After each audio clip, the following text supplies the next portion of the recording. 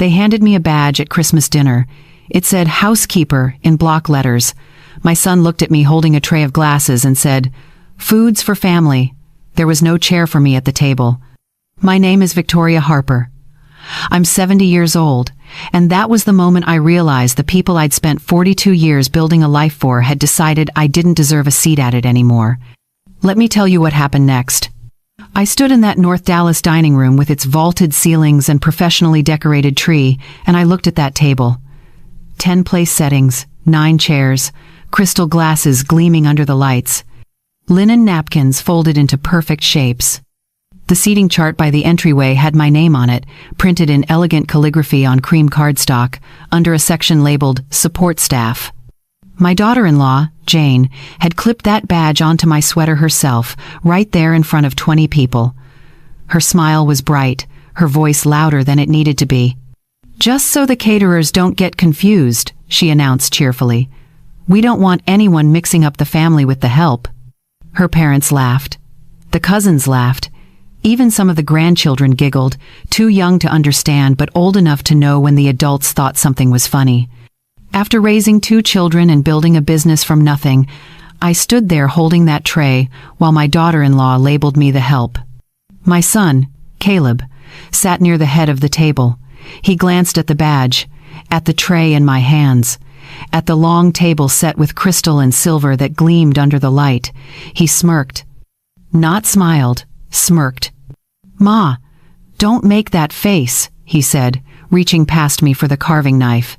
"Food's for family, you know that." I looked at my husband, Mark, sitting beside Jane's father across the table. He adjusted his tie, looked down at his plate, said absolutely nothing. The room kept moving around me. Conversations hummed. Someone poured more wine. Jane's mother raised her glass and said something about their first Christmas in this beautiful home, and a few people lifted their glasses in response. I set the tray down on the buffet. My hands were steady. After 7 decades of life, and 4 decades of holding this family together, my hands knew how to stay calm even when everything inside me wanted to break. I reached for my left hand and touched the wedding ring that had been there so long it had worn a groove into my skin. Mark bought it from a tiny jewelry shop when we were living in a rented duplex over his brother's garage. The diamond was small. The band had thinned at the bottom from decades of washing dishes and signing loan papers and building a life from nothing. I slid it off. No one noticed at first. They were too busy laughing at Jane's father's story about a golf tournament. But I noticed how light it felt in my palm. I noticed how the diamond caught the candlelight one last time. You know, it's Christmas Day as I'm telling you this. I wonder where you are right now. Are you at your own table, surrounded by people who see you? Or are you somewhere taking a breath because the day feels heavier than it should? Maybe you're in the kitchen listening to this while everyone else talks in the other room. Maybe you're in your car or your bedroom, just needing a moment that belongs to you. However your Christmas is going, I'm glad you're here with me. Drop a comment and tell me where you're watching from, what time it is, whether today is full of joy or something you're just surviving. If this moment is already hitting close to home, hit that like button. Share this story with someone who might need it.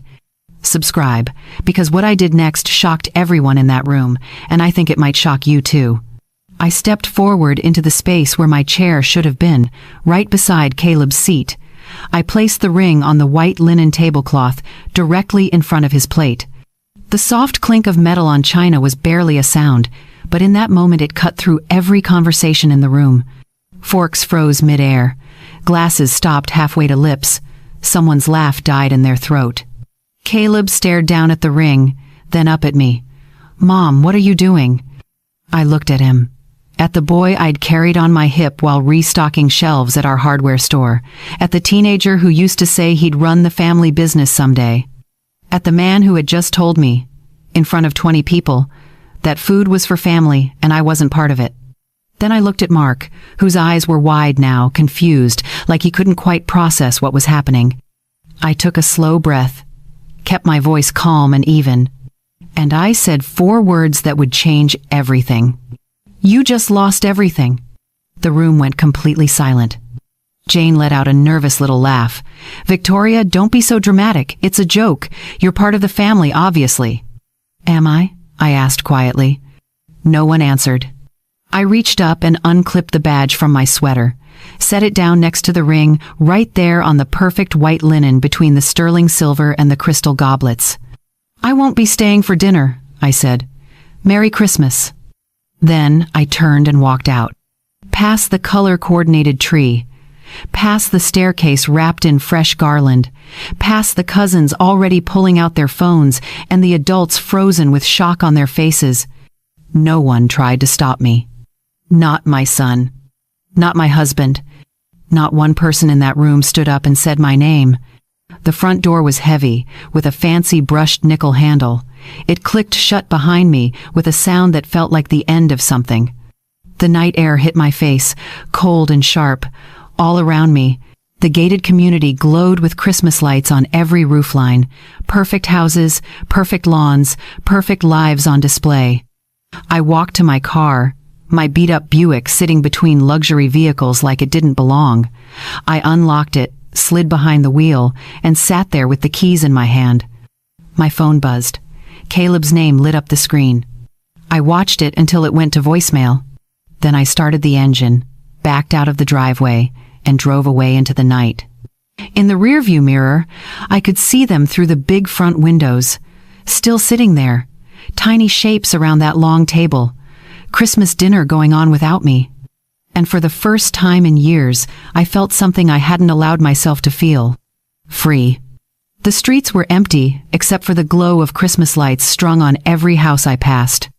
I drove through the gated community slowly, carefully, like any other night. My phone kept buzzing in the passenger seat. Caleb's name flashed on the screen, then Mark's, then Caleb again. I watched the screen light up and fade, until finally I reached down and turned the phone face down on the seat. The gate opened automatically as I approached. Nobody stopped me. Nobody asked questions.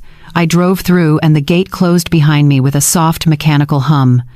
Outside that neighborhood, the world looked different. Regular houses with regular cars in the driveways, inflatable snowmen on front lawns, strings of colored lights that blinked instead of glowing steadily. I felt something loosen in my chest. About 20 minutes into the drive, I found myself slowing down near a neighborhood I hadn't been to in years. The streets were narrower here, the houses smaller. This was where Mark and I had started out, back when we were young and broke and full of plans. I pulled over near the corner and put the car in park. Across the street, a family was arriving home. A young couple, maybe in their 30s, getting out of a minivan with a couple of kids bouncing around them. The front door opened, and an older couple stepped out onto the porch. Grandparents, I guessed. The grandmother opened her arms wide, and the children ran to her, squealing. The grandfather shook the young father's hand, then pulled him into a hug. The grandmother kissed her daughter's cheek and took one of the children by the hand, leading them all inside. The door closed. Warm light spilled from the windows. I sat there in my car watching that closed door for longer than I should have. Then I put the car back in drive and kept going. I didn't have a plan, didn't know where I was going. I just drove until I saw a motel sign glowing red and white off the highway, the kind of place that charges by the night and doesn't ask questions. The parking lot was half empty. A plastic Christmas tree sat in the window of the front office, its lights blinking in a slow, tired rhythm. The woman behind the desk barely looked up when I walked in. She slid a key across the counter and told me the room number. I paid in cash. The room smelled like old carpet and cleaning solution. 2 beds with floral bedspreads that had probably been there since the 90s, a television bolted to the dresser. A bathroom with an exhaust fan that rattled when I turned on the light. I set my purse on the bed and sat down beside it. My phone buzzed again. I pulled it out and looked at the screen. 15 missed calls, 10 text messages. I opened the messages without reading them, just scanning the names. Caleb, Mark, Jane. Rebecca, my daughter, asking if I was okay and where I was. I turned the phone off completely and set it on the nightstand. The room was quiet. Outside, I could hear cars passing on the highway. Somewhere down the hall, a television played too loud. But in here, it was just me and the sound of my own breathing. I lay back on the bed, still wearing my coat, and stared at the ceiling. The badge kept replaying in my mind. The way Jane had smiled when she clipped it on. The way her parents had laughed.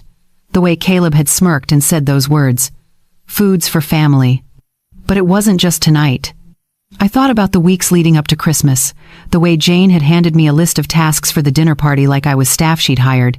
Pick up the dry cleaning, polish the silver. Make sure the guest bathroom has the good towels. The way Caleb had started referring to me as Mom only when he needed something. The way Mark had stopped looking at me during conversations, just nodding along to whatever Jane suggested. I thought about the day I'd overheard Jane on the phone with her mother. It's actually convenient having her here, she'd said, like having live-in help, but free. I thought about the business, the store Mark and I had built from nothing, the documents I'd found in his dresser drawer last month, giving Caleb managing authority without ever asking me, without ever mentioning it. I thought about the house, the one I'd bought, the one with my name on the deed, the one where there was no chair for me at the table. How long had it been happening? How many small moments had I let slide, telling myself it was just a misunderstanding, just a bad day, just the way families talk to each other? How long had I been invisible in my own life? The clock on the nightstand glowed red. Nearly midnight. Somewhere, in that big house with the perfect tree and the expensive furniture, they were probably still sitting around that table. Maybe they'd moved on to dessert. Maybe they were laughing about something else now, the awkward moment with the ring already fading into a story they'd tell later about how dramatic I'd been. Or maybe they were worried. Maybe they were finally realizing something had shifted. I closed my eyes. Tomorrow, I thought. Tomorrow I'll figure out what happens next. But one thing was already clear, even in the quiet darkness of that motel room on Christmas night. I wasn't going back as usual. I wasn't going back to being invisible. I wasn't going back to a life where my own family could hand me a badge and take away my chair and think that was acceptable. I had drawn a line tonight. And tomorrow, I would decide what came next. I woke up on that motel bed still wearing my coat, the morning light coming through thin curtains that didn't quite meet in the middle. My neck ached. My mouth was dry. For a few seconds, I didn't remember where I was or why. Then it all came rushing back. The badge, the ring, the walkout. I sat up slowly and looked around the room. Same floral bedspread. Same rattling bathroom fan. Same plastic-wrapped cups by the sink. My phone was still off on the nightstand. I left it that way. I walked to the bathroom and splashed cold water on my face, looking at myself in the mirror under the fluorescent light. 70 years old. Gray hair that needed washing. Lines around my eyes that told the story of every late night at the store, every worry about making payroll, every sacrifice I'd made thinking it was building something that mattered. I thought about the woman who had walked out of that house last night, about the woman staring back at me now. And I thought about the girl I'd been before any of this started. I grew up in a town outside Waco that most people drove through without stopping. One stoplight, one diner that stayed open 24 hours because the owner lived upstairs and figured he might as well. One grocery store. One gas station that also sold bait and lottery tickets. My mother waited tables at that diner until her knees gave out when I was 16. She'd come home after the dinner shift smelling like coffee and grease, kick off her shoes, and soak her feet in a basin of warm water while I did my homework at the kitchen table. My father drove a delivery truck for a company that paid him by the mile, not by the hour. He was gone most weeks, home on Sundays if we were lucky. We were the kind of family that made a pound of ground beef stretch into 6 meals. We ironed aluminum foil to reuse it. We wore clothes until they couldn't be patched anymore, and even then my mother would cut them into rags for cleaning. But we were proud. My parents worked hard. They paid their bills. They taught me that dignity wasn't about how much money you had. It was about how you carried yourself and whether you kept your word. I met Mark Harper when I was 23, working the register at a drugstore in town. He came in to buy aspirin and ended up staying to talk for 20 minutes. He was 25, working at a hardware store 2 towns over, full of ideas about how things could be done better if someone just gave him a chance. We got married a year later in a little church with folding chairs and borrowed flowers. No fancy reception, no honeymoon. We moved into a duplex Mark's brother owned, living in the unit over the garage. The place was small and drafty, but it was ours. Mark kept talking about his ideas, about opening his own store someday, about being his own boss.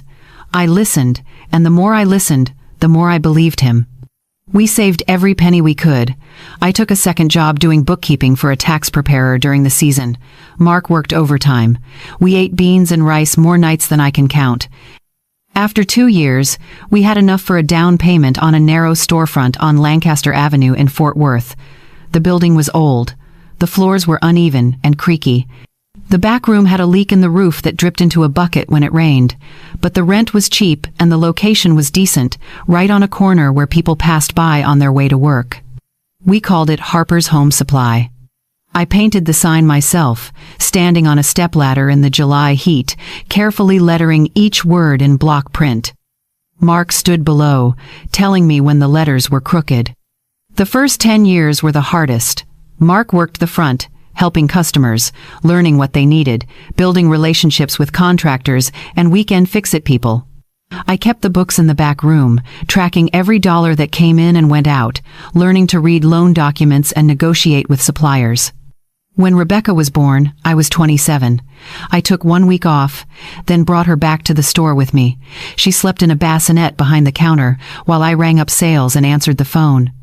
When she got older, I wore her in a sling on my chest, rocking her with my foot while I counted inventory.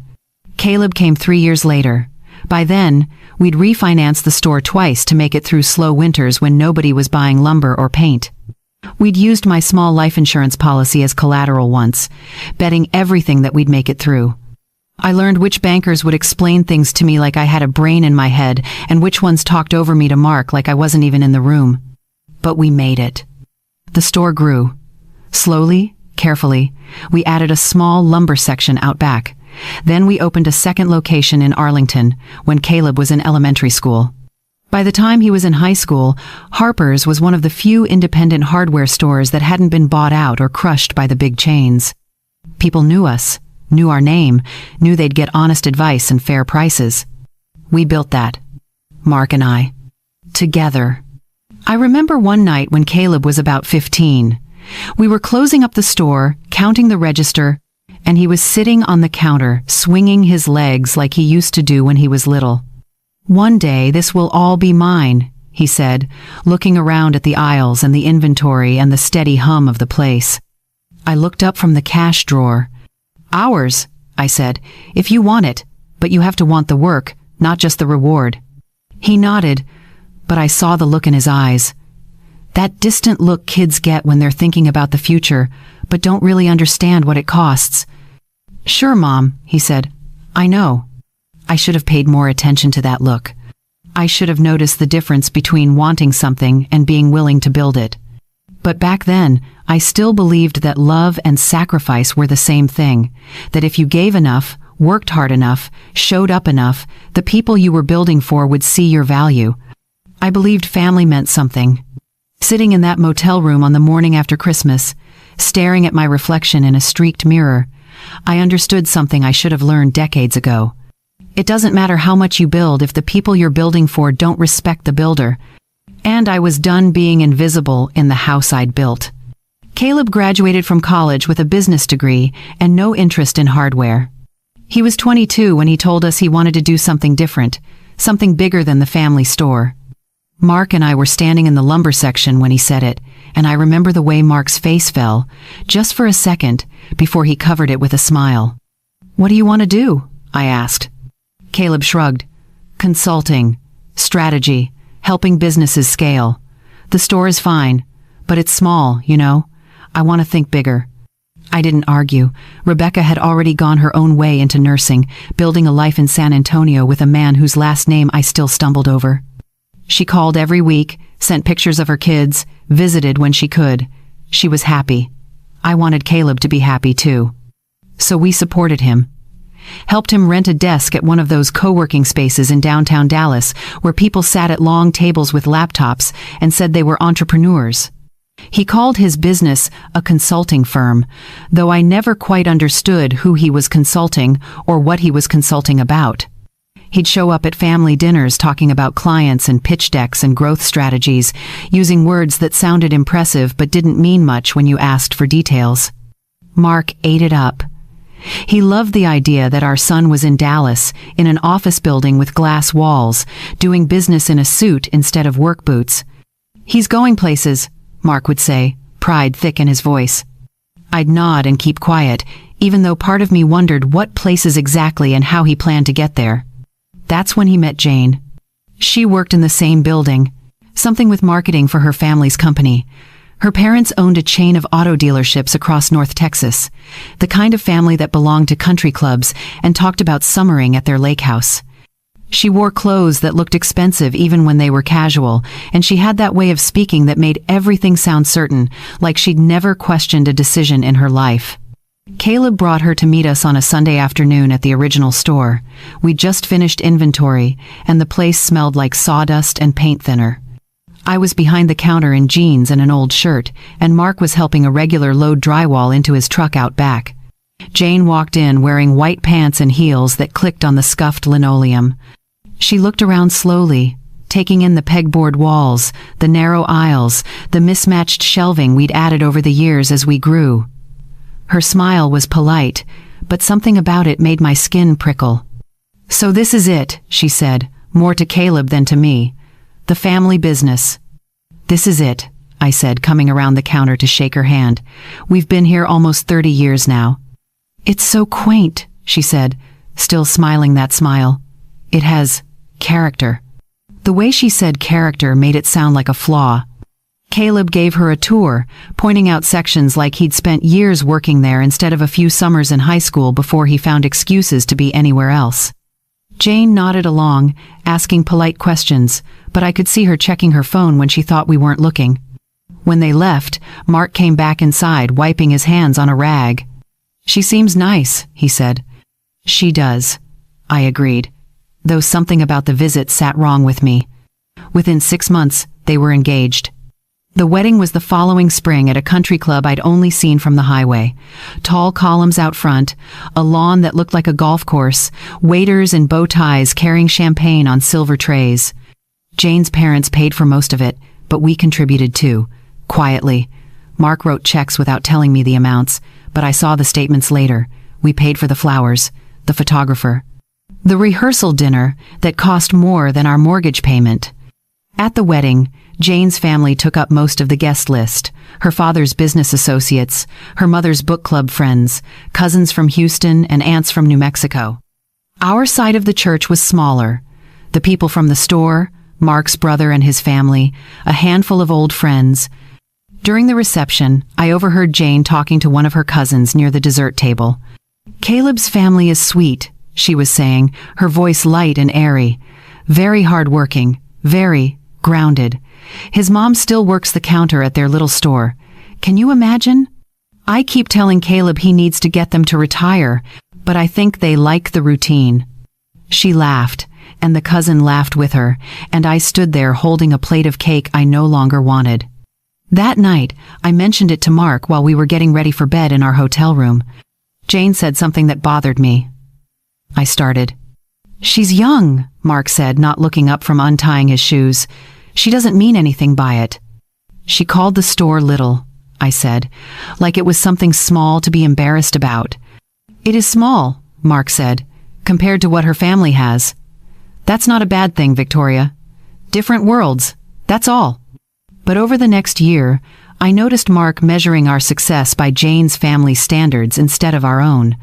He started talking about expanding, about franchise opportunities, about selling to a bigger chain and cashing out while we could. "Jane's father says independent stores won't last another decade," he'd say over dinner. "He says we should think about our exit strategy." "We're not exiting," I'd remind him. "This is our life's work." "It's a business," he'd say. "Businesses change." Jane started reshaping the family story too.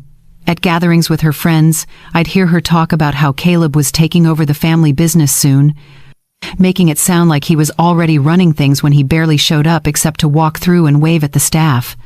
She'd talk about our plans to expand, to modernize, to partner with bigger suppliers, things we'd never actually discussed. And Caleb would stand there nodding, not correcting her, letting her spin a version of reality that had nothing to do with the truth. Mark never corrected her either.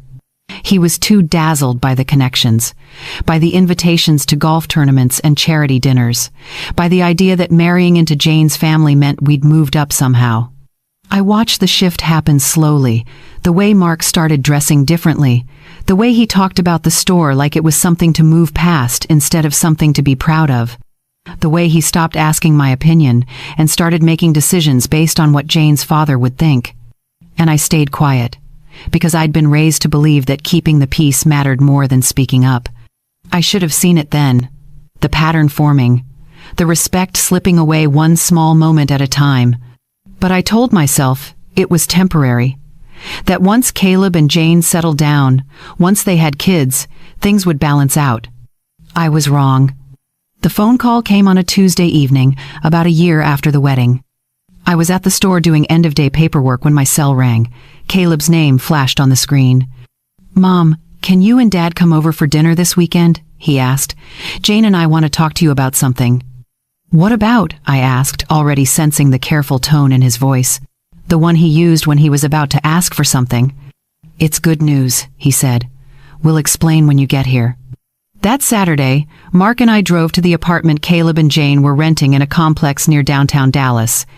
It was nice enough, 2 bedrooms, a balcony overlooking a pool, but Jane had made it clear more than once that it wasn't where she planned to stay. "We're outgrowing this place," she'd say whenever we visited. "We need something with room to grow." They were expecting their first child. Jane was 4 months along, just starting to show. Dinner was takeout from an expensive Italian place, the kind where the portions are small and the prices are large. We sat at their dining table, the same one Mark and I had bought them as a wedding gift, and made small talk while we ate. Finally, Caleb pushed his plate aside and glanced at Jane. She nodded. "So," he began, folding his hands on the table, "we've been looking at houses." "That's exciting," Mark said. "Found anything you like?" "We did," Jane said, pulling out her phone and showing us photos. "It's in a gated community north of Dallas. Great schools, beautiful neighborhood, 4 bedrooms, 3 baths. The master suite alone is bigger than this entire apartment." I looked at the photos. The house was enormous, modern, all clean lines and big windows and professionally landscaped yards. "It's lovely," I said carefully, "but that's gotta be expensive." "It is," Caleb admitted. "That's what we wanted to talk to you about." He laid it out like a business proposal. They'd found the perfect house but couldn't qualify for the full mortgage on their own. Not yet. Caleb's consulting business was still building. Jane worked part-time for her father's company but was planning to stay home once the baby came. "What we're thinking," Caleb said, "is a partnership. You buy the house as an investment property. We pay you rent until we can take over the mortgage ourselves. Win for everyone." I sat back in my chair and looked at Mark. He was nodding slowly, like he'd already decided this was a good idea. "It's basically real estate investment," Jane added. "You'd own an asset that appreciates. We'd have the space we need for the baby, and eventually we buy you out. Everybody benefits." "How much are we talking about?" I asked. Caleb slid a piece of paper across the table. I looked at the number and felt my stomach tighten. The house was 3 times what Mark and I had paid for our current home. The down payment alone would take a significant chunk of our savings. "Can we think about it?" I asked. "Of course," Jane said quickly, "but the market's moving fast. The seller wants an answer by next week." On the drive home, Mark was quiet for a long time. "What do you think?" I finally asked. "I think it's a good opportunity," he said. "Real estate's solid, and it's for our grandchild. For Caleb's family. It's a lot of money, Mark." "We have it," he said. "What else are we saving it for? We're not getting any younger. Might as well help our kids while we can." I ran the numbers that night at the kitchen table, spreadsheets and calculator and bank statements spread out in front of me. We had the money, barely, but it would leave us with almost no cushion. If something went wrong at the store, if one of us got sick, if anything unexpected happened, we'd be in trouble. But Caleb was our son, and Jane was carrying our first grandchild. I called Caleb the next morning. We'll do it, I said, but the deed stays in my name until the mortgage is paid off. Once you're ready to buy us out, we can transfer it. Until then, it's our property legally. There was a pause on the other end of the line. Is that really necessary? Caleb asked. We're family. It's necessary, I said firmly. This is a business arrangement, like you said. We need to protect ourselves. Another pause. Okay, he said finally, if that's what it takes. We closed on the house 6 weeks later. I signed more papers than I could count, my hand cramping from writing my name over and over. Caleb and Jane were there, excited, making plans about furniture and paint colors. Mark squeezed my shoulder as we left the title company. You did a good thing, he said. I wanted to believe him. 3 months later, after the baby was born, things shifted again. Mark and I were still living in our old house, the one we'd raised the kids in. It was small but paid off, comfortable, ours. Then Caleb called. Mom, Jane's overwhelmed with the baby, he said. And the house is so big. We've got that whole guest suite on the first floor that's just sitting empty. What if you and Dad moved in? Just temporarily. You could help with the baby, and we could all be together. It would be like those multi-generational households everyone's talking about now. I should have said no. But I heard the exhaustion in his voice. And I thought about my grandchild, tiny and new, needing all the help he could get. Let me talk to your father, I said. Mark loved the idea, loved the thought of being close to the baby, loved the modern house with its smart appliances and surround sound. He was ready to sell our old place and move in that same week. So we did.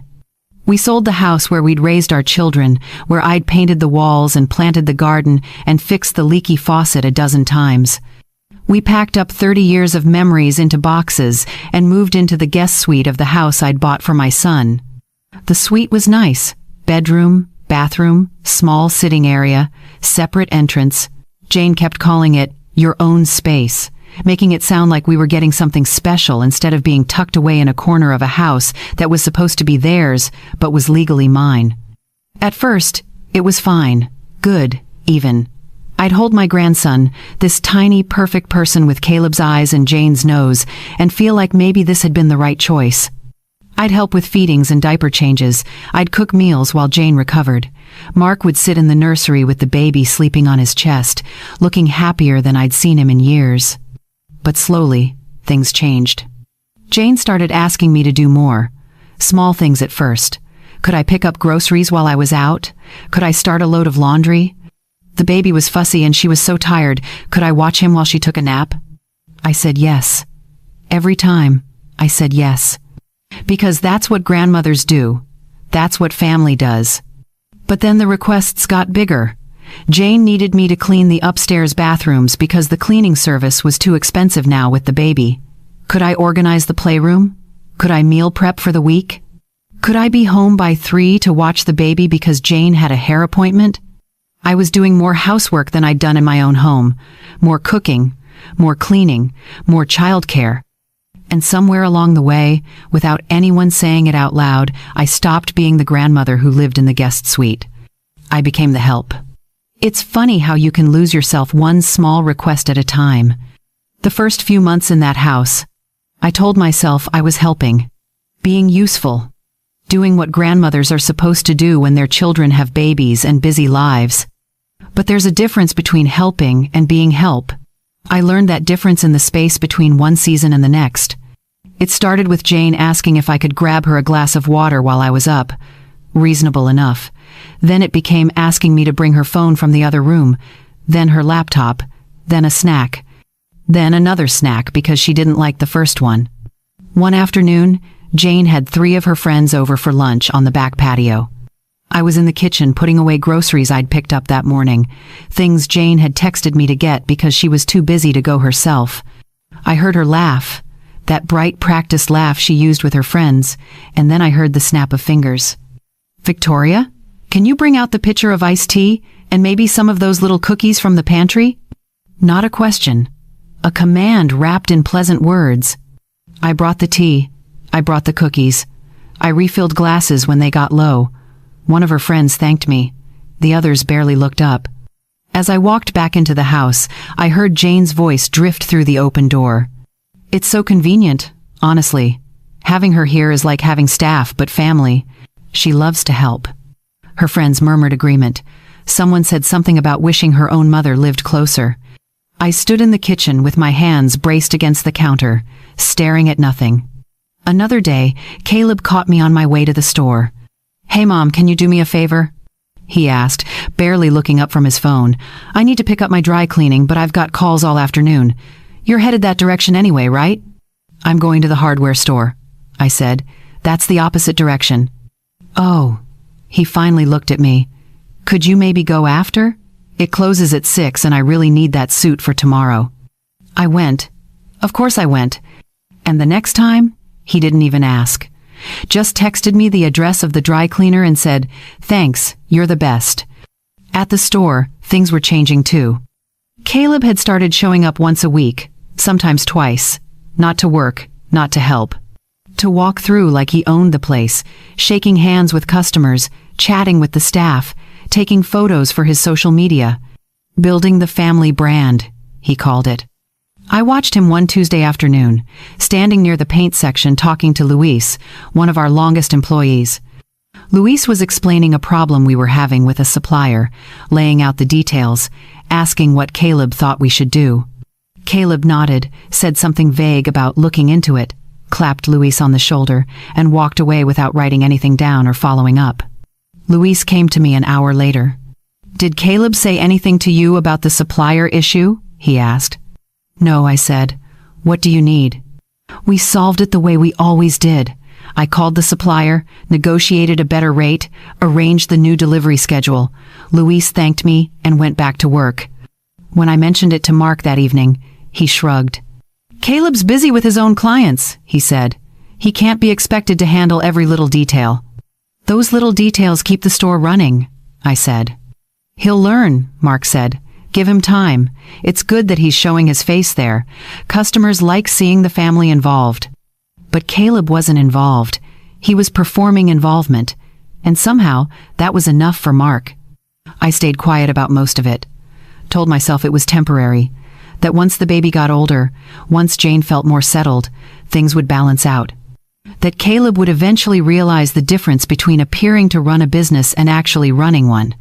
I kept my head down and did what needed doing. Until I found the envelope. It was a Saturday morning. Mark had gone to play golf with Jane's father, something he'd started doing regularly. I was putting away laundry in our room when I noticed his dresser drawer wasn't quite closed. I pushed it shut, but it caught on something.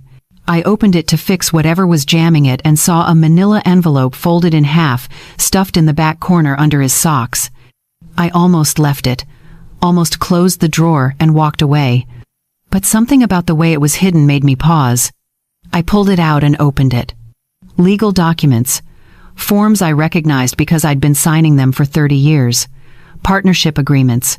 Transfer of authority. Management restructuring. My hands started shaking as I read through the pages. Caleb was being given managing authority over Harper's Home Supply, decision-making power, access to accounts, control over operations and staffing.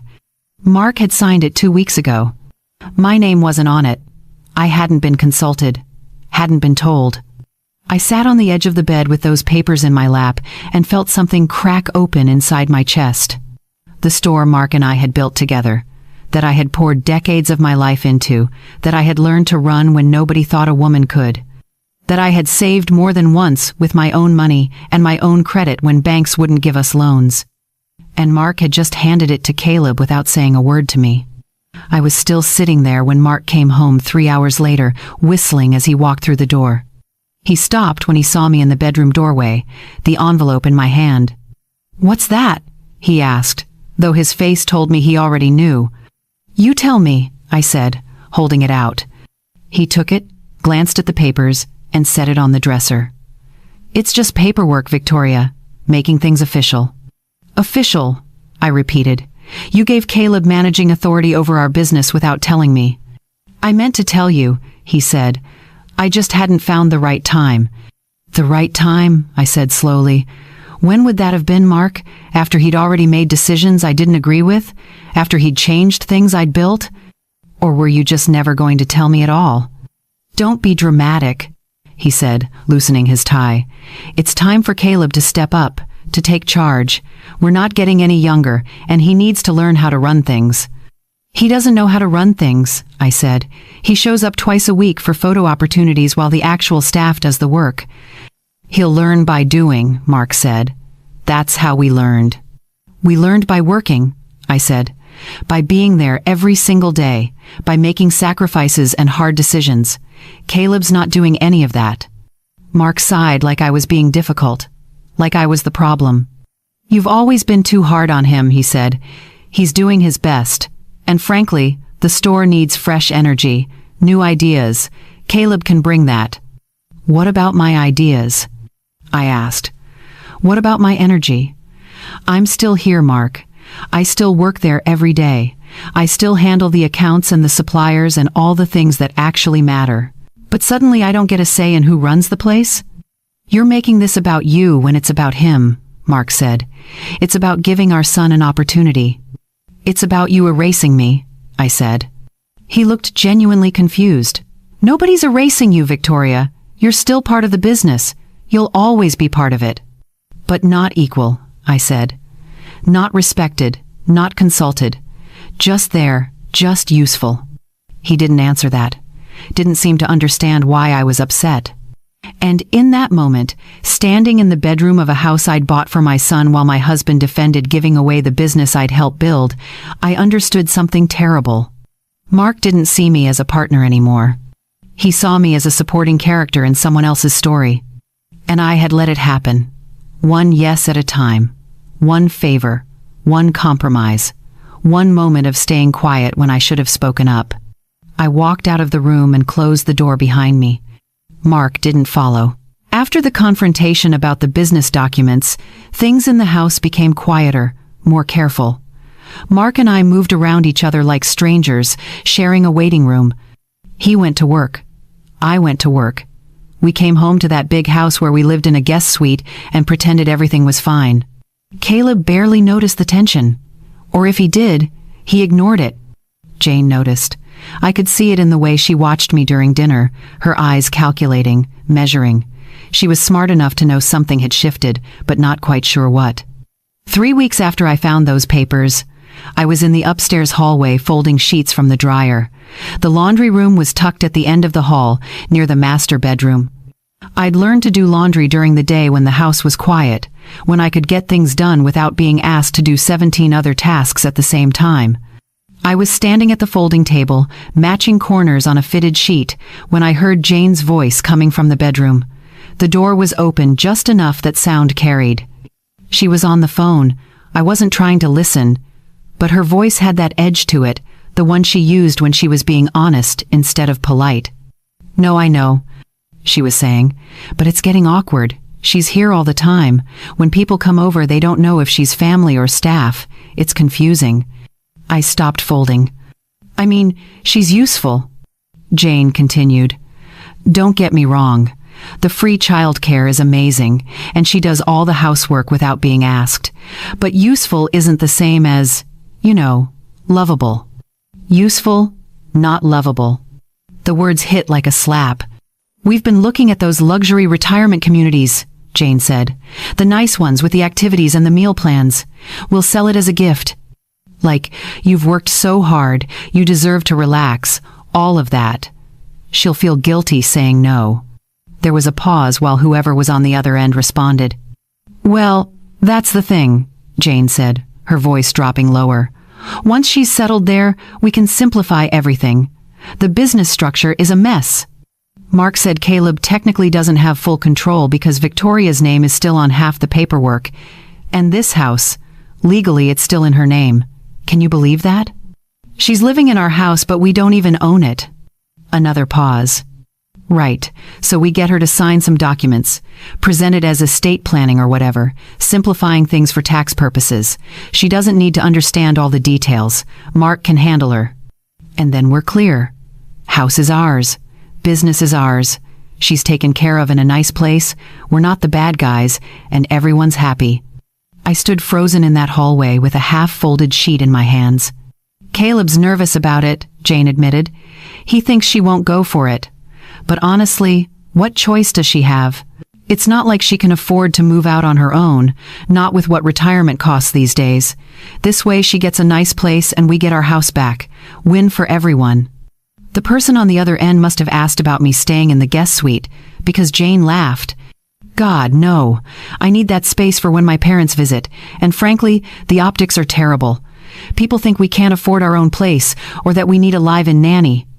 It makes us look, I don't know, less than. I carefully, silently, set the sheet down on the folding table. Look, I'm not heartless, Jane said. She's been helpful. But there's a difference between helping when you visit and just being here all the time. It's our house, our life, our family. She had her turn. There was more conversation, something about timing and paperwork and making sure Mark was on board, but I stopped listening. I walked back down the hallway on legs that felt numb, into the guest suite, closed the door, sat on the edge of the bed. They were going to take it all. The house I'd bought, the business I'd built, my autonomy, my choice, my place in my own family. They were going to wrap it up like a gift, call it generosity, and make me sign away everything I'd worked for. And then they'd put me somewhere out of sight where I wouldn't be confusing to their guests or inconvenient to their image. I thought about the women I'd known over the years who'd ended up in those places. Nice places, sure. Clean rooms and organized activities and meals on a schedule. But still places where you went when your family decided they were done making room for you in their actual lives. My mother had died at 68, still living in her own home, still making her own choices until the very end. She'd have burned the house down before she let someone shuffle her off to a facility because she was inconvenient. I stood up and opened the closet. On the top shelf, pushed to the back behind the winter coats, was an old accordion file, brown with age, rubber band around it that had lost its stretch years ago. I pulled it down and set it on the bed.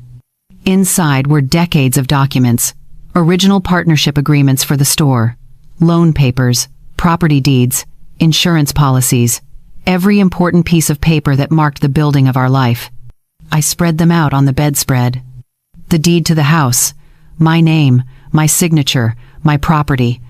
The business registration for Harper's Home Supply. Both our names, but mine first, because I'd filed the paperwork. The mortgage documents. My credit score that had gotten us approved when Mark's alone wouldn't have been enough. Retirement accounts. Investment statements. The paper trail of everything we'd saved and built and earned. I read through each document slowly, carefully, seeing them with new eyes. What could they take? Only what I let them take. What could I take back? Everything that was already mine. I thought about Jane's voice on that phone call, about the way she'd said useful but not lovable, like those were the only two options. Like being useful meant you'd forfeited the right to be valued as a person. I thought about Caleb being nervous but going along with it anyway, too weak to stop his wife from plotting to exile his own mother. Too comfortable with the house I'd bought and the business I'd helped build to risk losing any of it by doing the right thing. I thought about Mark, who apparently could handle me, who would help them convince me to sign away my own life because it was easier than standing up for his wife of 4 decades. I pulled out my phone and took photos of every document, every deed, every account statement, every piece of proof that showed exactly what I owned and what I'd built. Then I put the documents back in the accordion file, put the file back in the closet, and sat down at the small desk in the corner of the suite.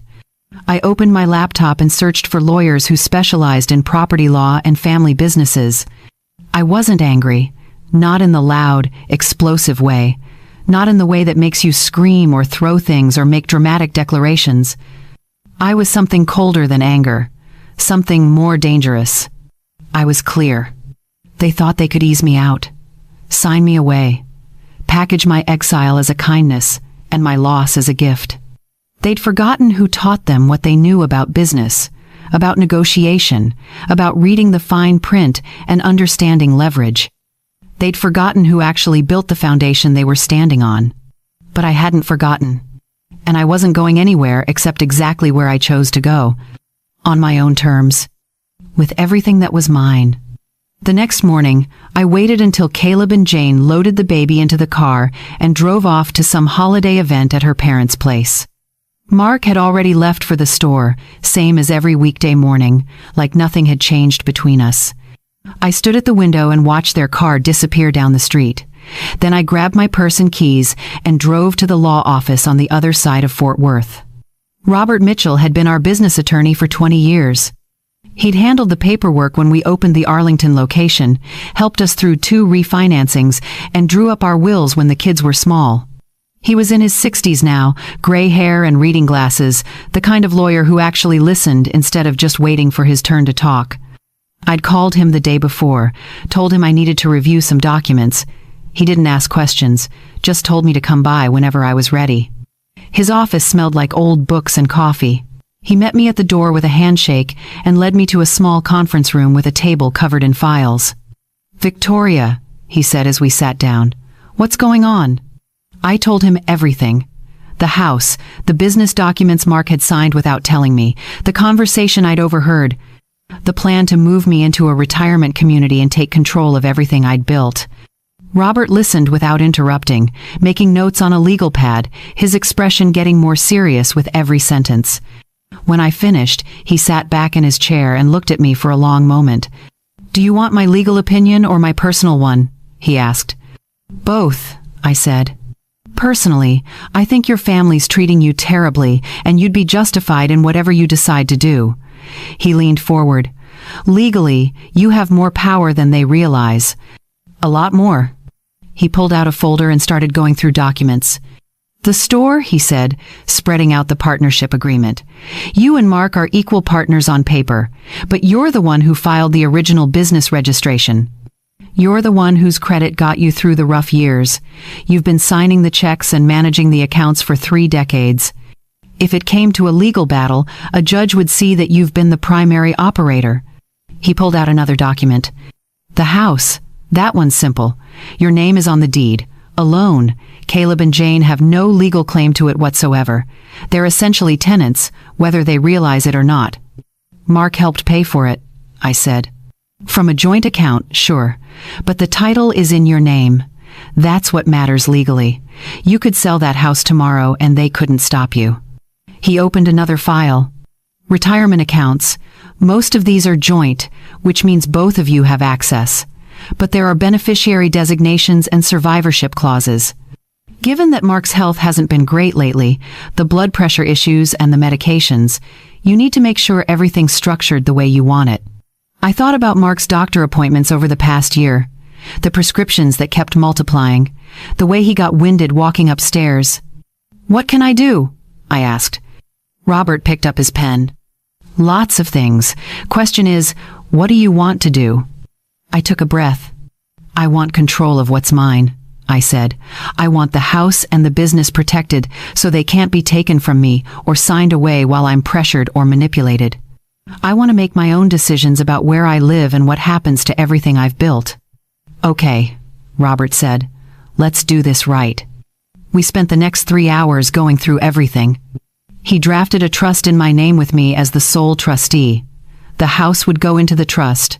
My share of the business would go into the trust. My individual accounts would be transferred to the trust. Everything protected, everything under my control alone. "Nobody can force you to sign anything," Robert explained. "Nobody can make decisions about your assets without your explicit approval. If Mark tries to give Caleb more authority, you can block it. If they try to sell something, you can block it. You're in the driver's seat." "What about the store?" I asked. "I don't want Caleb to have it. He hasn't earned it." Robert nodded. "Have you thought about selling to your employees? Luis and Tina? The people who've actually been running it with you?" I had thought about it more over the past few weeks than I wanted to admit. "They couldn't afford market value," I said. "You could structure it as an owner-financed sale. They pay you over time, below market rate. You'd still get income from it. They'd get a business they've helped build, and Caleb gets nothing." Something in my chest loosened at that idea. "I like that," I said. We drafted intent to sell documents. papers that outlined the offer to Luis, Tina, and 2 other longtime employees. Fair terms, reasonable payments. A business that would stay in the hands of people who actually cared about it. The house, Robert said. What do you want to do there? Sell it, I said without hesitation. List it right after New Year's. I'll find somewhere smaller, somewhere that's actually mine. They're going to fight you on this, Robert warned. Let them, I said. It's my house. We drew up listing paperwork, contacted a realtor Robert knew, set a timeline for getting it on the market by the 2nd week of January. Bank accounts, Robert said. I'd recommend transferring your personal funds to a different bank. Somewhere Mark doesn't have automatic access, just in case. I nodded. Can we do that today? We can start the process. By the time I left Robert's office, the sun was starting to set. The sky was orange and pink, the kind of winter sunset that looks like it's apologizing for the cold. My phone had been buzzing in my purse all afternoon. I pulled it out and saw text messages from Jane. Can you pick up the silver polish on your way home? Need the good stuff, not the cheap kind.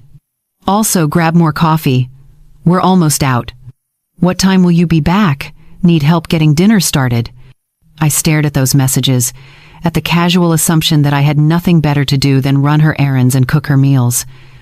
A week ago, I would have stopped at the store, would have rushed home to make sure dinner was ready on time. Now, I almost laughed. Tomorrow was Christmas Eve.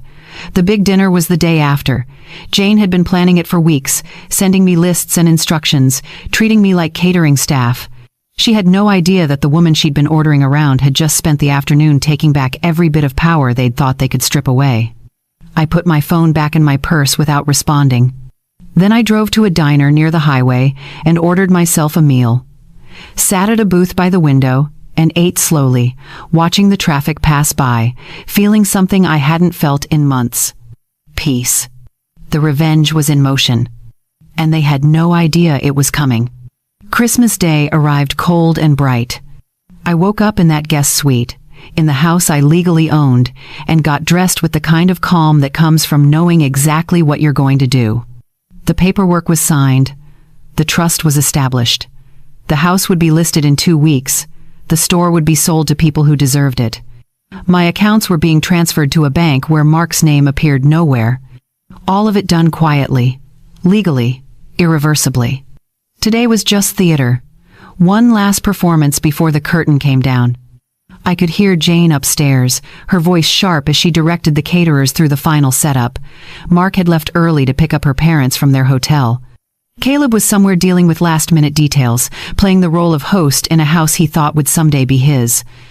I walked upstairs and looked around the main floor. The house was staged like a magazine spread, every surface polished, every decoration placed with precision, white and gold everywhere, the colors Jane had chosen because they photographed well.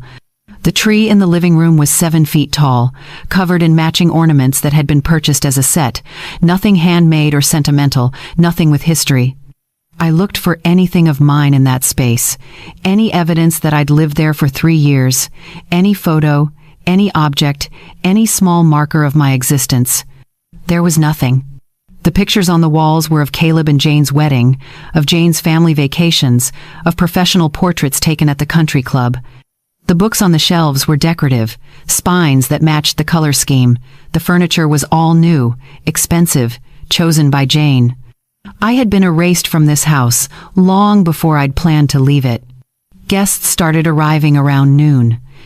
Jane's parents first, loud and cheerful, commenting on every detail of the decorations.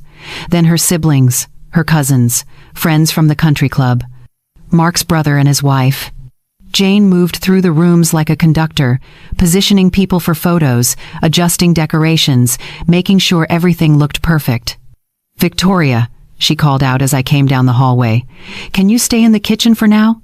I want to get some family photos before we eat, and it'll be easier with less people in the frame." Less people. Not family. People. I nodded and went to the kitchen, watching from the doorway as Jane arranged everyone in front of the tree. Mark stood beside Caleb, looking proud. The baby sat on Jane's hip. Her parents flanked them on either side. They took a dozen photos, different poses, different groupings. Not once did anyone suggest including me. I wasn't hurt. Not anymore. I was taking notes, watching who participated in my erasure and how easily they did it. The dining room table was set for 20. Crystal glasses at every place, china plates with gold trim, cloth napkins folded into shapes I didn't recognize. And those place cards. I watched Jane set them out, reading each one. Granddad, Nana, Uncle Tim, Cousin Ashley, each one in that gold script, elegant and expensive. Then I saw her pull out one more card from the stack. Not a place card, a badge on a lanyard. She smiled as she set it aside on the buffet. People gathered around the table. Conversations hummed. Someone opened wine. Jane's mother made a toast about family and blessings and being together in this beautiful home. That's when Jane walked over to me, that bright smile on her face, holding the badge. "Just so the caterers don't get confused," she said, loud enough for everyone to hear. "We don't want anyone mixing up the family with the help." She clipped it onto my sweater. "Housekeeper." Her parents laughed. The cousins laughed. A few of the grandchildren giggled. I stood very still, looking around the room, watching faces. Jane's parents thought it was hilarious, absolutely delighted by their daughter's wit. Her siblings looked uncomfortable but said nothing. Mark's brother glanced away. Mark himself sat at the table, adjusting his tie, looking at his plate like it was the most interesting thing in the room. Caleb caught my eye for just a second, and I saw something flicker there. Guilt, maybe, or fear, but not enough of either to make him speak up. I accepted the badge, didn't argue, didn't protest. I just watched, evaluated, cataloged exactly who found it funny and who stayed silent and who looked away. Then I looked at the table. 10 place settings, 9 chairs. The seating chart by the entryway had my name under support staff. I picked up the tray of wine glasses Jane had set out for me to distribute, held it carefully, walked to the buffet and set it down. Caleb was reaching for the carving knife, ready to play the role of man of the house. "Ma, don't make that face," he said, not quite looking at me. "Food's for family, you know that. Everyone's waiting on you now, aren't they? Wondering what you're thinking about this story, what your own Christmas looks like. Whether you've ever felt like the person standing while everyone else sits. Drop a comment and tell me. Where are you right now? What's your Christmas been like? Are you the one holding everything together while everyone else enjoys the celebration? Hit that like button if this is hitting home. Share this story if you know someone who needs to hear it. Subscribe, because what I'm about to do is going to shock every single person in this room. I reached for my left hand. The wedding ring slid off easily. I'd already loosened it that morning, knowing this moment was coming. I held it for just a second, feeling its weight, remembering the day Mark put it on my finger in a tiny church with folding chairs. Then I stepped forward into the gap where my chair should have been. I placed the ring on the white linen, directly in front of Caleb's plate. The soft sound of metal on china cut through every conversation. Forks stopped. Glasses paused halfway to lips. Someone's laugh died. Caleb stared at the ring, then at me. "Mom, what are you doing?" I looked at him. At my son who'd let his wife treat me like staff. At the man who'd accepted authority over my business without earning it. At the person who'd stayed silent while I was erased from my own life. I looked at Mark, who finally raised his eyes to meet mine, confusion and something like fear crossing his face. I looked at Jane, whose smile had frozen into something brittle. I took a breath, and I said it. 4 words, calm and clear. "You just lost everything." The room went silent. Jane recovered first, that nervous laugh. "Victoria, don't be so dramatic. It's a joke. You're part of the family, obviously." "Am I?" I asked quietly. Nobody answered. I reached up and unclipped the badge, set it beside the ring. "I won't be staying for dinner," I said. "Merry Christmas." I walked out. Past the tree with its perfect ornaments. Past the family photos that didn't include me. Past 24 people who'd watched me be labeled as help and said nothing. Not one person stood up. Not one person called my name. The front door closed behind me with a solid click. I walked to my car, got in, started the engine. My phone buzzed. I ignored it. In the rearview mirror, I saw them through the windows. Still there, still sitting. Still having no idea what those 4 words actually meant. They thought I was hurt, embarrassed, making a scene. They didn't know about the trust, the sale, the transfer of accounts, the lawyer, the plan. They didn't know I'd just walked away from people who'd already lost everything that mattered. And they wouldn't know until it was far too late to stop it. The morning after Christmas, I drove straight to the original Harper's Home Supply on Lancaster Avenue. Not the newer Arlington location, the first one, the store Mark and I had opened 40 years ago with a dream and a loan we could barely afford. The building looked the same as it always had. Narrow storefront, faded sign, squeaky floors that announced every customer who walked through the door. The back room still had that leak in the corner we'd patched so many times it had become a joke among the staff. I unlocked the front door and stepped inside. The smell hit me first. Sawdust, paint, motor oil. That particular combination of scents that meant work and purpose and something built with actual hands. I walked down the aisles slowly, running my fingers along the metal shelving, the pegboard displays, the bins of screws and nails organized by size. Every inch of this place had a memory attached. Every improvement had been fought for and earned. I heard the bell over the door jingle and turned to see Luis walking in, early as always, coffee in hand. He stopped when he saw me. "Victoria," he said, surprise and concern mixing in his voice. "Didn't expect to see you today. Thought you'd be with family." "Plans changed," I said. He nodded slowly, reading something in my face. Luis had worked for us for 18 years. He knew when not to ask questions. "Need help with anything?" he asked. "Not right now," I said, "but soon. I'll need to talk to you and Tina. Something important." "Whenever you're ready," he said, and headed toward the back to start his morning routine. I made coffee in the small break room, using the ancient machine that sputtered and hissed but still worked. Sat at the desk in the corner office where I'd done bookkeeping for decades. The morning sun came through the window at an angle, lighting up dust particles in the air. This was real. This mattered. Not the staged house with its perfect decorations. Not the family photos that didn't include me. Not the dining room table with no chair for the person who'd bought the furniture. This. I was still sitting there when I heard the bell jingle again an hour later. Heavy footsteps. The pace of someone angry. Mark appeared in the doorway of the office, his face flushed, still wearing his dress shirt from yesterday's dinner, wrinkled now. "What the hell were you thinking?" he demanded, "walking out like that, embarrassing us in front of everyone?" I looked at him calmly. "Good morning, Mark." "Don't good morning me," he said. "Jane called me 15 times last night. Her parents think you've lost your mind. Caleb doesn't know what to say to people. You made us look like fools." "I made you look like fools," I repeated slowly. "That's what you're upset about."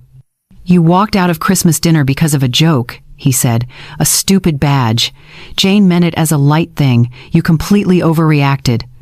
I opened the folder on the desk in front of me, the one I'd prepared yesterday with Robert's help. "Come sit down, Mark," I said. "I don't want to sit down. I want you to come home and apologize so we can fix this." "Sit down," I said again, and something in my voice made him stop. He pulled out the chair across from me and sat, still radiating anger but starting to look uncertain. I slid the first document across the desk. "That's the trust paperwork," I said. "As of 2 days ago, the house is in my name alone, protected by a trust that only I control. You can't sign it away. You can't give Caleb authority over it. It's mine." Mark picked up the paper, his eyes scanning it, confusion replacing some of the anger. "What is this?" I slid him the next document. "Intent to sell Harper's Home Supply to Luis, Tina, and the core staff who've actually been running it. Owner financed. Fair terms. They'll take over officially by March." "You're selling the store?" His voice went up. "Without asking me?" "I'm selling my half of the store," I said. "You can do what you want with yours. Give it to Caleb if you think he deserves it. But my share goes to people who've earned it." I slid him the third set of papers. "Listing agreement for the house. It goes on the market January 10th. We'll split the profit after the mortgage is paid. Mark stared at the papers like they were written in a foreign language. You can't do this, he said. I already did. Victoria, this is insane. You're throwing away everything we built because Jane made a stupid joke? It's not about the badge, I said quietly. It's about the year before the badge, the year before that. It's about you giving Caleb managing authority over this business without telling me. It's about letting Jane treat me like staff for 3 years while you played golf with her father. It's about you choosing their comfort over my dignity every single time it mattered. His face was red now.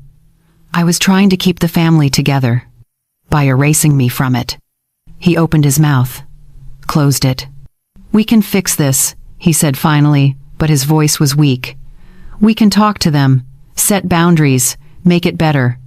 I'm done trying to fix what shouldn't have been broken in the first place, I said. I pulled out one more paper. The rental listing for a small house on the coast near Corpus Christi, 2 bedrooms, walking distance to the water, plain and simple and nobody else's. I'm moving here, I said. End of January. You can come with me if you want. We can start over. Simple life. No Caleb calling you for favors. No Jane asking me to polish silver.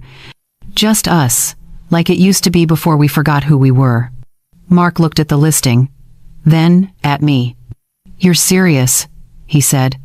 Completely. But Caleb, he started. The baby. Jane's expecting us to help. Caleb is a grown man, I said. Jane has parents with money and connections. They'll be fine. They need us, Mark said. They need free labor and money they didn't earn, I said. That's not the same thing. He sat there holding all those papers, his hands shaking slightly. I won't live where I'm treated as staff, I said. I won't stay in a house where there's no chair for me. I won't keep building things for people who don't value the builder. You're free to choose them or me. But I'm done choosing people who won't choose me back. Mark's face crumpled, not with anger anymore, with something closer to panic. I never meant for it to get like this, he said. I thought I was doing the right thing, supporting our son, being a good father. I didn't realize how bad it had gotten. You didn't realize because you weren't paying attention, I said. You were too busy impressing Jane's father and defending Caleb to notice your wife becoming invisible. He put his head in his hands. What do you want me to do? He asked. I want you to think, I said. Really think about what kind of life you want and who you want to be in it. Then make your choice. I stood up, gathered my things. I'm not going back to that house, I said. I'm staying at a motel until the rental is ready. If you want to talk, you know where to find me, but I'm not waiting around while you decide if I'm worth standing up for. I left him there, sitting at that desk with papers spread in front of him that proved the life he'd assumed would never change was already over. The paperwork for the store sale took 2 weeks to finalize. Robert handled most of it, drawing up contracts that protected everyone involved.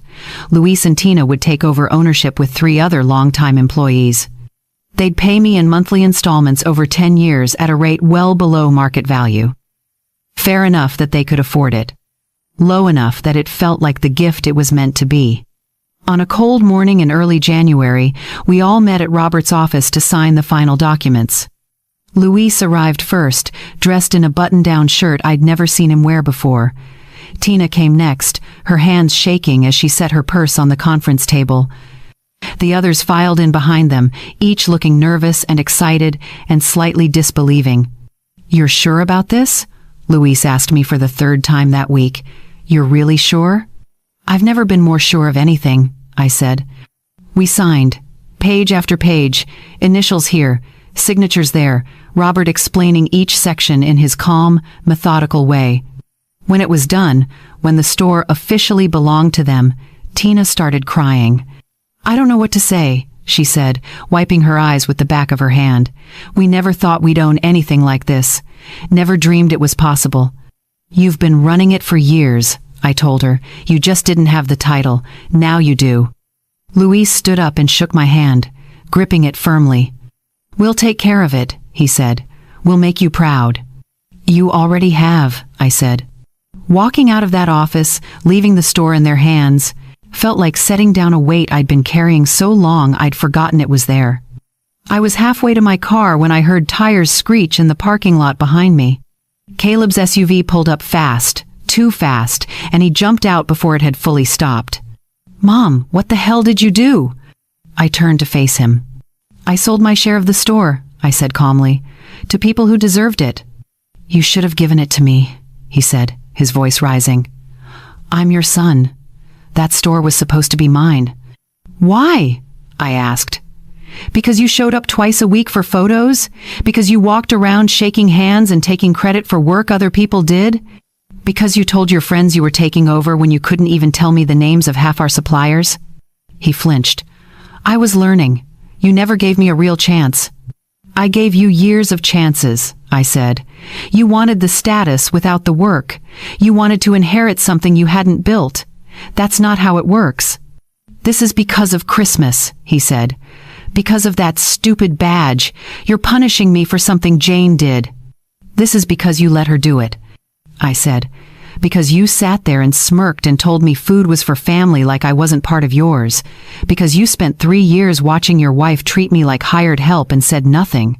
His face was red now, anger mixing with something that looked like shame. "We're family," he said, but his voice was weak. "Family," I repeated. "Is that what you call people you badge as staff? People whose chair you remove from the table?" He looked away. "The house is going on the market next week," I said. "You'll need to start looking for somewhere else to live." His head snapped back. "You can't sell the house. We live there."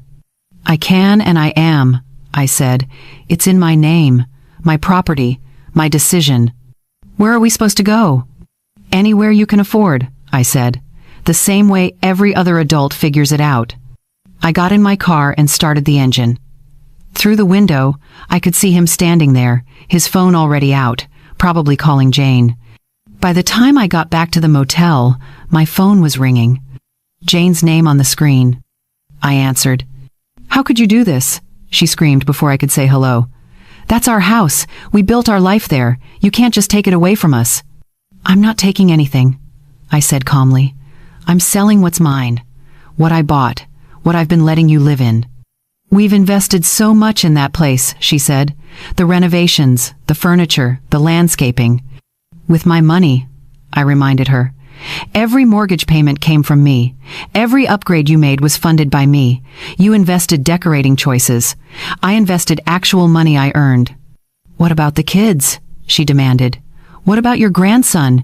You're going to uproot him from his home?" "He's 2, I said. "He won't remember this house.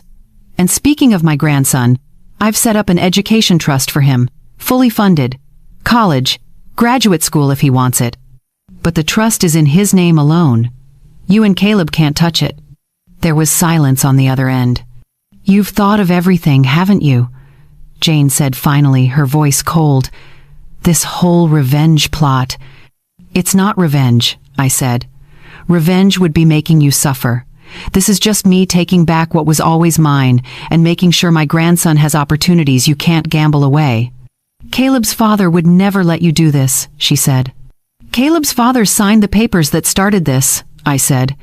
"He chose to exclude me. Now he gets to live with the consequences." She hung up on me. I set the phone down and looked around the motel room that had become oddly comfortable over the past couple weeks. In 3 weeks, I'd be in that little house by the coast, starting over, building something new. No business to manage. No family members to take care of who didn't take care of me back. No house full of expensive furniture that meant nothing. Just me and the life I chose. By the end of January, the house had 3 offers. I accepted the highest one. Caleb and Jane had 60 days to move out. The store changed ownership officially on February 1st. Luis hung a new sign. Same name, same location, different owners who actually showed up every day. Mark never came to the coast. He stayed in Fort Worth, renting an apartment near the Arlington store location, still trying to salvage his relationship with Caleb, still not understanding that some things break permanently when you ignore them long enough.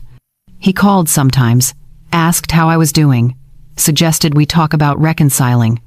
I was always polite, but I never said yes. Every structural piece of power that Caleb and Jane had assumed they'd inherit was gone. The business belonged to someone else. The house was sold. My accounts were locked away where they couldn't access them. They'd had everything handed to them, and they'd treated the person who handed it like she was invisible. Now they had exactly what they'd earned. Nothing but the lessons they should have learned years ago. 1 year later, I stood in the kitchen of my coastal bungalow on Christmas morning, mixing a salad in a bowl that didn't match anything else in the room. The house was small. 2 bedrooms, peeling paint on the front porch, a backyard with a fence that leaned slightly to one side. The appliances made noise when they ran. The floors creaked. The windows stuck when you tried to open them. I loved every imperfect inch of it. The dining table was set for 8. Mismatched chairs I'd collected from thrift stores and yard sales over the past year. Plates in different patterns because I'd stopped caring about things coordinating. Cloth napkins from the dollar store mixed with ones I'd embroidered myself on quiet evenings. Mrs. Jenkins from next door arrived first, wearing one of her bright scarves and carrying a casserole dish. She was 73, had 3 grown children who rarely called, and the sharpest sense of humor I'd ever encountered. "Smells like something actually edible," she said, setting the dish on the counter. "Not like last week when I tried that recipe from the internet." Clara came next, a retired teacher from down the block who made pies that could make you forget your own troubles. She brought 2, pecan and apple. Then came the 2 young women from the diner where I took breakfast most mornings, both new to town, both far from their own families, both working hard and trying to figure out their lives. And finally, Rebecca. My daughter pulled up in her minivan stuffed with kids and presents and snacks and the beautiful chaos that came with her everywhere she went. Her husband helped unload while the children ran straight to the backyard to see the crooked fence and the small garden I'd planted. "Grandma, is this your new house?" my youngest granddaughter asked, her eyes wide as she looked around the small living room with its second-hand furniture and walls I'd painted myself. "It is," I said, crouching down to her level. "What do you think?" She turned in a slow circle, taking it all in. The mismatched chairs, the table that wobbled slightly, the decorations I'd made from construction paper with the neighbor kids. The tree in the corner with ornaments from the dollar store mixed with a few I'd brought from my old life. "It looks happy," she said. Those 3 words made my throat tight. "It is happy," I told her. "Very happy." We ate at that wobbly table, talking over each other, laughing too loud, passing dishes and spilling things and not caring about any of it. Nobody was performing. Nobody was staging photos. Nobody was worried about impressions or appearances. It was messy and warm and real. After dinner, while everyone else argued over a board game in the living room, Rebecca joined me in the narrow kitchen. "So," she said carefully, drying a dish I'd just washed, "Caleb called the other day. I kept washing, waiting. He wanted to know if you were okay," she continued. "Didn't ask directly, but I could tell he was fishing for information." "Is he okay?" I asked. She shrugged. "The house sold. They're renting now, somewhere closer to Jane's parents. Her family helped them. Caleb doesn't say it outright, but I think he misses the store. The routine, the people who actually knew him." She paused. "He misses you, Mom." A year ago, I would have grabbed my keys that second, would have driven hours to fix things, would have forgiven everything because the idea of distance hurt more than the memory of what they'd done. But I'd learned something in this little house by the water. "I hope he's learning," I said quietly. "I don't wish him harm. I never did. But I can't go back to being invisible just because he's uncomfortable being visible to his own mistakes." "Would you ever talk to him?" Rebecca asked. I dried my hands and looked at my daughter. "Maybe," I said. "If he can say the words that matter, if he can look me in the eye and say I'm sorry, and I see you, really see you." "And if he does?" she asked. "Then we'll see," I said. "But I'm not waiting for it. I'm not putting my life on hold hoping he figures it out. I'm living now, with or without his apology." Rebecca squeezed my hand. "You look good, Mom," she said. "Really good. Lighter somehow." "I am lighter," I said. "Turns out when you stop carrying people who won't walk beside you, you can actually breathe." After everyone left, after the house settled into quiet, I walked to the small shelf by the front door. Framed between a photo of my grandchildren and a picture of the original Harper's storefront was the badge from that last Christmas. Housekeeper. I'd gone back for it months after moving out, after the house was empty and echoing, found it in a kitchen drawer with old takeout menus and broken pens. I'd almost thrown it away. But then I realized it wasn't a reminder of shame. It was a reminder of the day I stopped accepting less than I deserved. I touched the frame lightly. They'd tried to give me a label instead of a seat, tried to make me small enough to fit their idea of convenient. They'd forgotten I was the one who built the floor they were standing on. If you're listening to this and you see yourself somewhere in my story, if you've been the one doing invisible work, accepting jokes at your expense, standing while everyone else sits, hear me clearly. You are not the help unless you choose to be. And when your family gives you a badge instead of a chair, you're allowed to walk away. Take back what's yours, your time, your money, your dignity, your right to choose who gets a seat at your table. The sound of you standing up for yourself is louder than any room that tried to keep you invisible. Before you go, do me one favor. If this story meant something to you, hit that like button. Leave a comment about your own journey or what spoke to you today. Share this with someone who needs to hear that they're worth more than how they're being treated. And subscribe, because there are more stories like this. Stories about people who found their power when everyone else thought they'd given it away. I belong to myself now. And that's the best inheritance I could have given myself. Did you enjoy my story? What a journey it has been. I truly wonder, what would you have done if you were in my shoes? Would you have chosen silence to keep the peace, or would you have done what I did to reclaim your dignity? Let's meet in the comments below.